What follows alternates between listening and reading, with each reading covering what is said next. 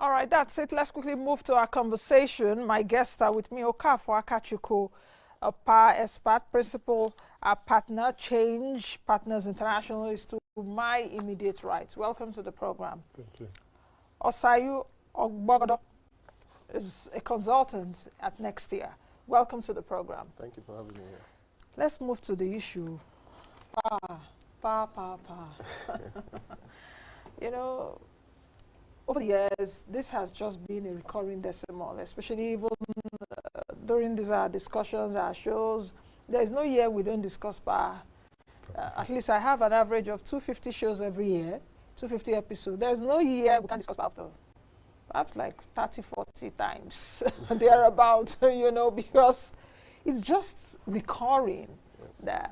Why is this so recurring? And let's take it from the perspective of what just happened a few days ago, that Nigerians were really so upset about a new tariff, which NEC has come out to speak against. But let me have your view before I come to you, Osai. Okay. Thank you. Why this comes up every now and then is because power is essential to living, for production, for industrialization, and all have you. And no economy can grow without power.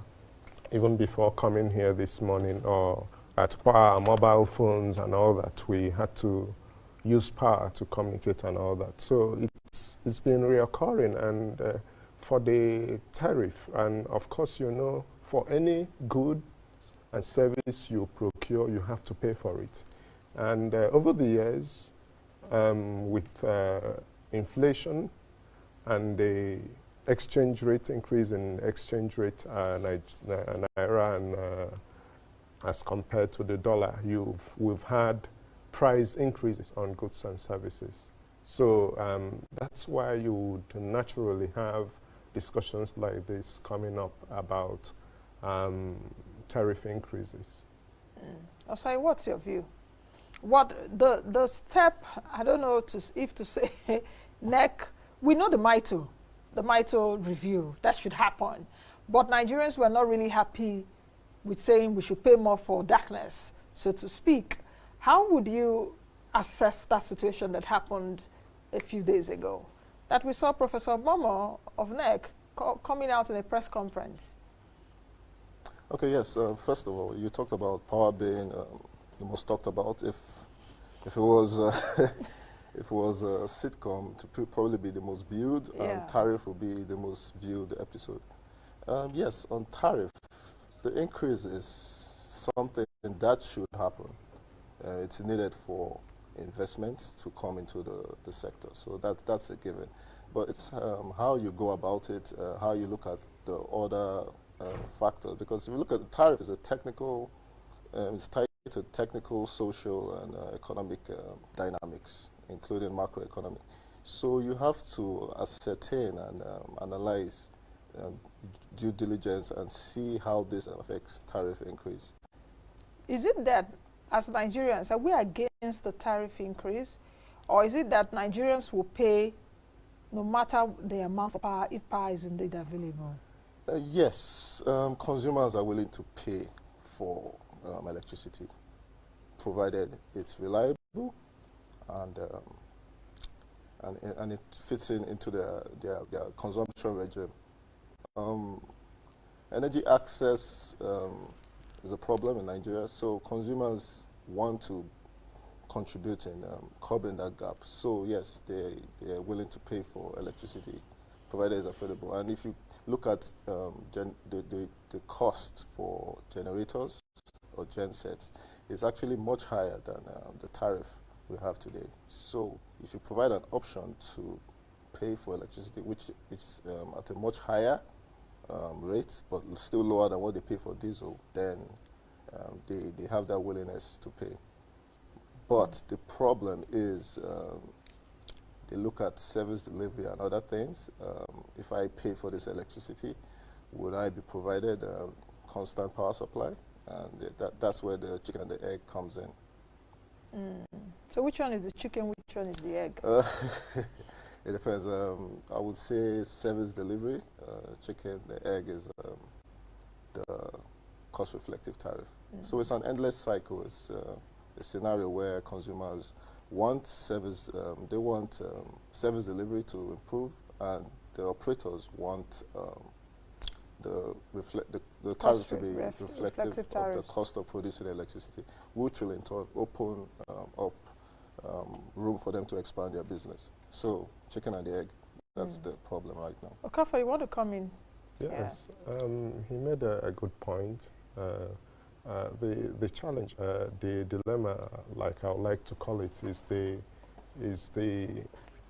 time to allow investments come in, because, like he said, consumers want constant and reliable electricity, but that cannot happen until you bring in the investments, you build the infrastructure to deliver the service. But that takes quite a lot of time, and the gestation period that you have in the electricity sector after you build the infrastructure. But another thing, the investors need to be assured that they would make returns on their investment, because these are huge investments that are coming in. But then how are they going to recoup the investments if the tariff is not cost reflective?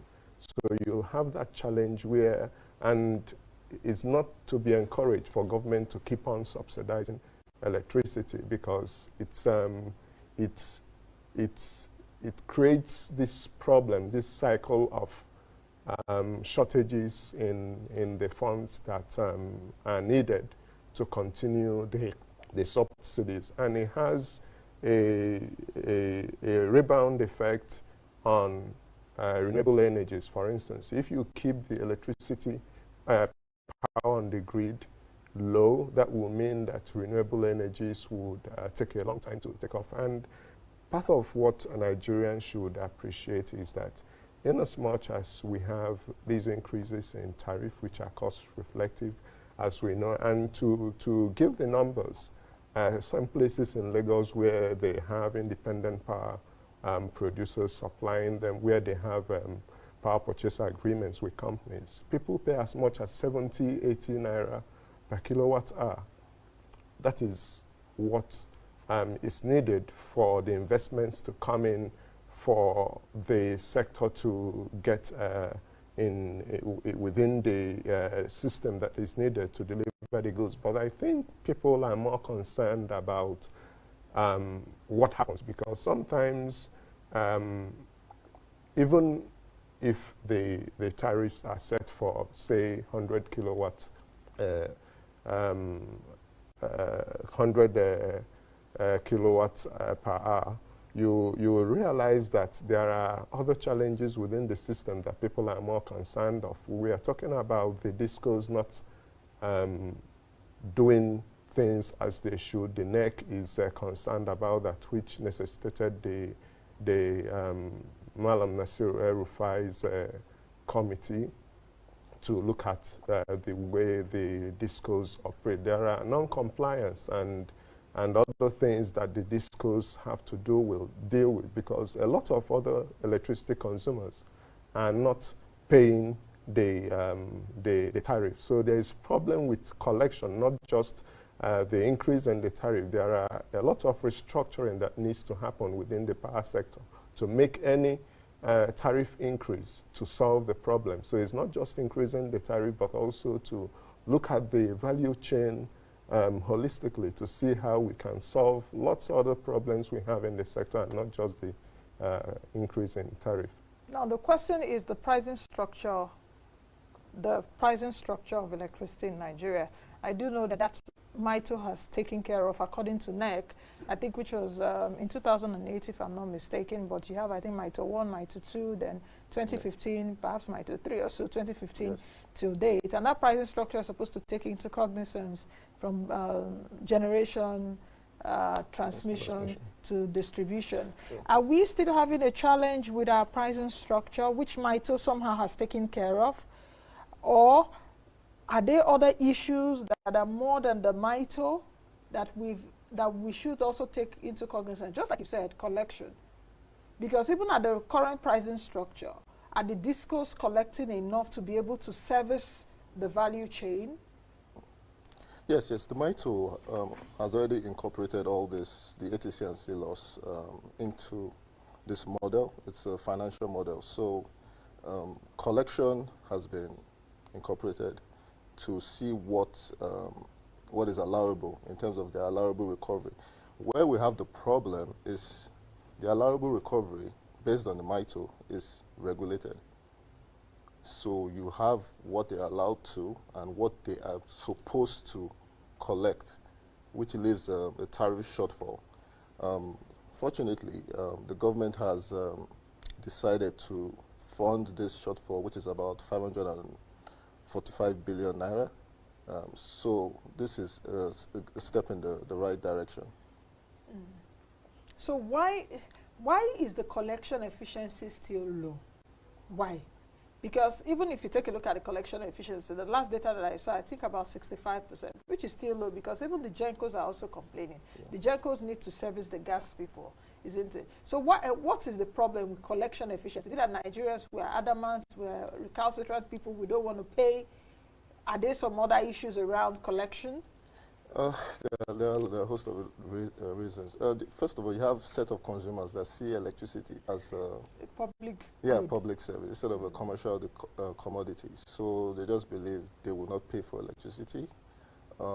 This adds to the collection problem. And you also have discos having agents which collect not on their behalf. They act as agents of the discos and collect, and I don't know where they remit it to some unknown sources. So this has an impact. And if you look, if the tariff is even going to increase, you might see this collection commercial losses spiking up as well, because now the prices are higher. People won't even, in fact, if they were thinking about paying before, they will just go into voicemail and start stealing electricity and and taking what they think is theirs. So where should we solve that problem? Because just like you said, a lot of Nigerians still think that electricity is NEPA, as it were. We still have the old NEPA mentality. We don't know now that the market is already commercialized. Absolutely. And people are there to make money. But Nigerians are also of the view that I need to pay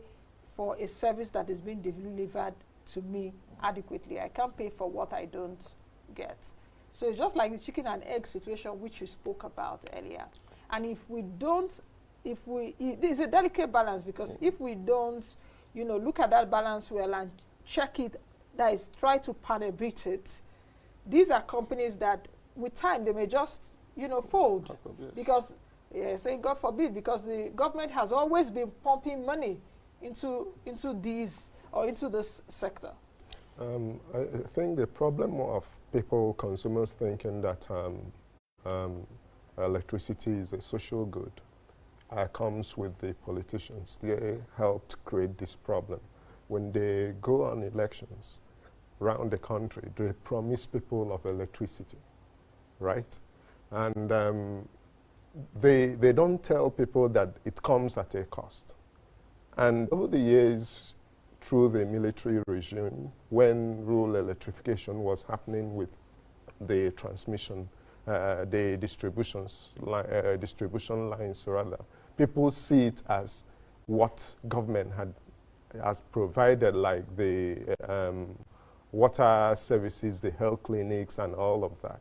And with the privatization of the electric sector and money needs to come in, people are now being told that they need to pay for these services. They are surprised, and these things keep happening. The politicians go to places to campaign and they tell people, we're going to bring electricity to you. So you have that confusion that comes in when people have to do that. But also there are issues that the industry needs to address, particularly for theft of electricity, non-compliance with payments. This is where the industry, government, and the judiciary would have to set up a mechanism to solve the problem. Because when, for instance, if someone is caught bypassing lines, what happens to the person?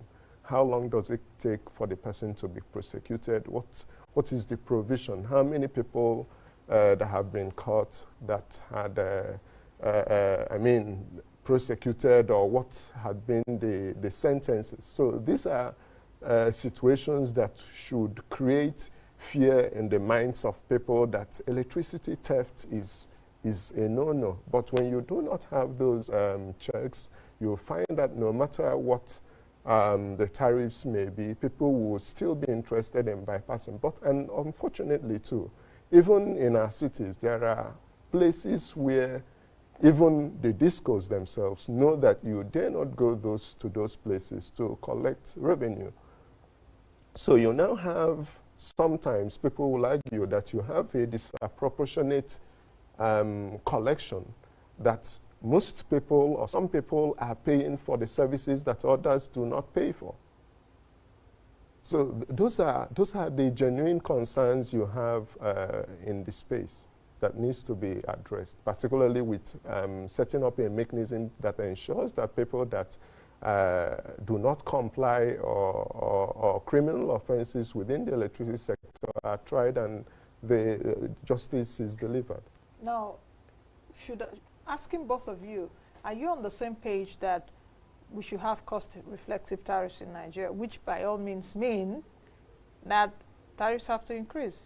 Absolutely, absolutely. There should be cost-reflective tariff, but it doesn't stop at that. There are lots of other things that needs to be done by government, by the discos, by the electricity power supply industry to ensure that the money collected goes down the value chain to solve all the problems. It's not just collecting the tariff. So Nigerians, we should still gear up for higher tariffs, whether we like it or not. Whether are we running from doomsday, so to speak? One day it will come, even though there is no service yet. Yes, yes. I think it should have even happened in the pre-privatization era, to be honest, because the government promised 100 billion at that time to cover some of the shortfall as against the 450, and they later said they can just provide 50 billion. So that's another story for another day. So yes, it's an inevitability. It's now going to happen. Linked to tariffs, cost-reflective tariffs, you have to bring in metering into it. But we've seen that slow progress of metering around the country. I'm aware that perhaps Benin, Port Harcourt, and here, Abuja, perhaps that the discos have most of their customers on meters. I think the slowest progress is from Yola, if I'm not mistaken. So how can, especially now the distribution companies, how should they be able to bridge that gap, the metering gap which we have and the metering process? Yes, when I heard about this tariff increase, I was pretty surprised. I was discussing with a colleague of mine. I was like, the metering gap is still enormous, and they're planning to increase the tariff by April and make it cost-reflective by 2021. So there are things, there are preconditions that need to be met, and metering is one of them. Not just only metering, we have consumer enumeration. I mean, the discos need to, I don't know how the progress of the enumeration program, but they need to know the exact amount of customers, registered customers, because this kind of affects the tariff, and if they're doing reviews, the regulator will need to know this data on number of registered customers. And among other things, which are preconditions for the market. When I say the electricity market, I'm inclusive of the electricity consumer. These are the things that need to be met: metering, enumeration, and a host of other conditions. I know that May last year, I think the regulator, which is NEC, asked for a rollout of meters, to include the meter asset providers, the MAP. And I think it was even that period I interviewed Professor Momo, who is the NEC chairman. Do you think, because it's also their responsibility, how do you think that they can come into all of this? And I asked him precisely then, I remembered, and I asked how confident he was how NEC could regulate all of that. I think, before I answer that, there is, some people do believe there is a conspiracy within the discos not to ensure that consumers get meters, because what happens is that the arrangement where the discos go into with consumers of estimated bills that sometimes may be higher than what they should have paid would cease, and people will start consuming for what they pay. But I do think that until NEC assigns the responsibility for metering, acquisition of meters to an independent company that will do that, you still have that problem occurring. The question now is, how much should we pay for electricity? I know there's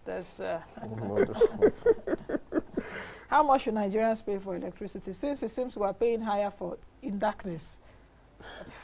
I was discussing with a former NEC chairman, and he told me that tariff needs to be R1, needs to be at 60 naira per kilowatt hour.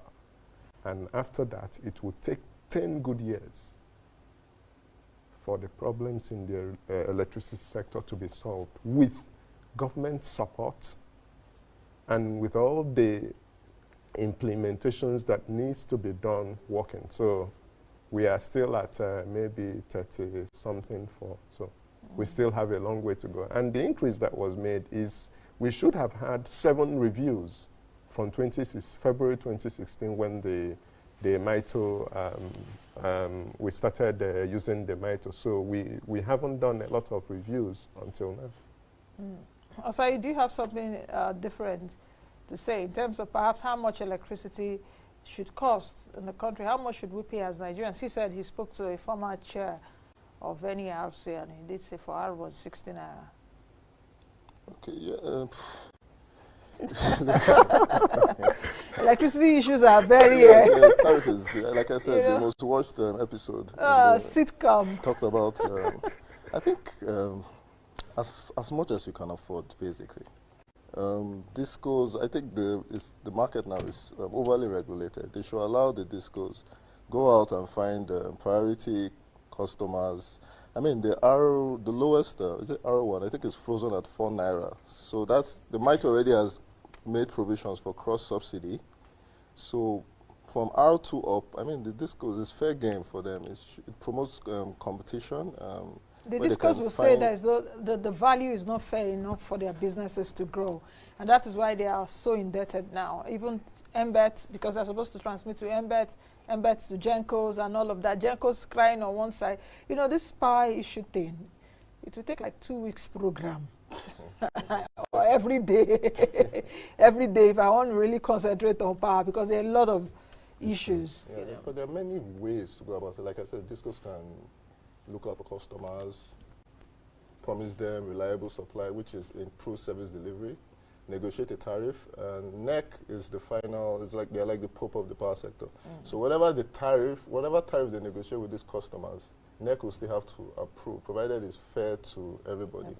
Yes, so. All right, let's take a few comments coming in on Twitter.